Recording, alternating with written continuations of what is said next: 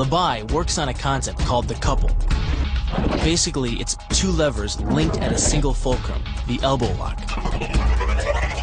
And it doubles the foot-pounds of torque you can generate when compared to a single-arm lock.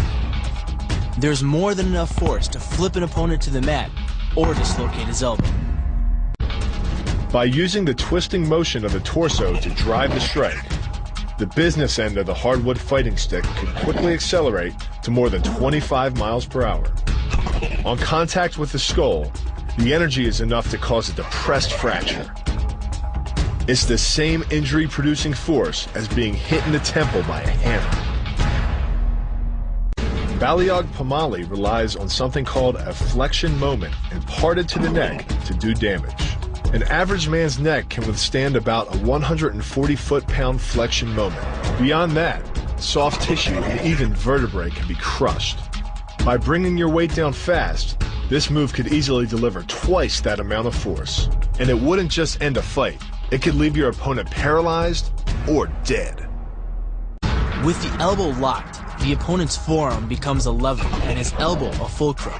Any force applied to his wrist is more than doubled by the mechanical advantage of leverage. By jerking hard on the arm, you can easily hyperextend the elbow.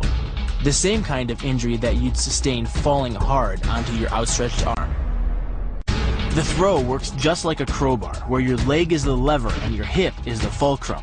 The trick is positioning your body in just the right place. If you're just an inch off the placement of your thigh and hip, the amount of energy needed to throw an opponent can more than double. But performed correctly, Uchimata requires almost no energy, yet it can deliver up to 5,000 pounds of force. If it weren't for the mat, a throw like Uchimata would be enough to cause serious injury or even paralysis. You use the strength of your legs to maintain your dominant position while you secure the choke. Just a few pounds of pressure on the collar of his gi is enough to reduce the blood flow to the brain to a trickle and end the match. Hold this move for 10 seconds and the fighter will black out. Hold it just a bit longer and he's dead. By bending the elbow across the fulcrum of your hips, you're subjecting the weak joint to the leverage of two strong forces. The pull of your thighs on his shoulder and your hands on his wrists. As little as 1,000 pounds of force can be enough to destroy the elbow. The leverage of the armbar can supply much more than that.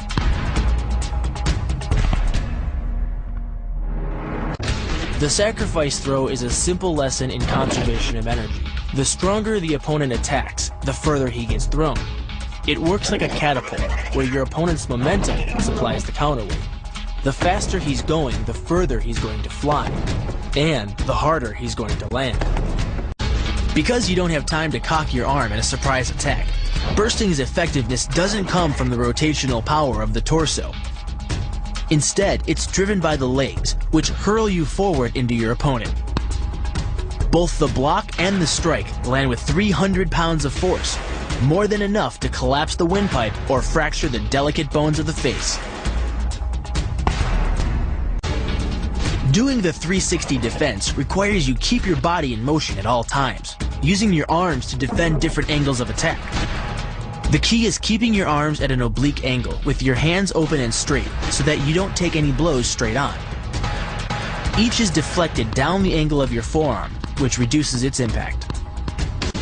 During the choke, your opponent is relying on his grip strength and outstretched arms to maintain the choke.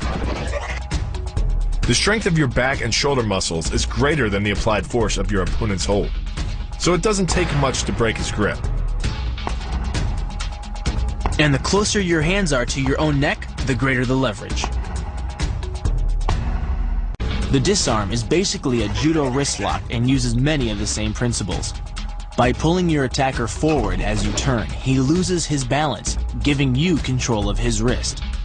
The barrel of the gun then becomes a lever, allowing you to take the gun.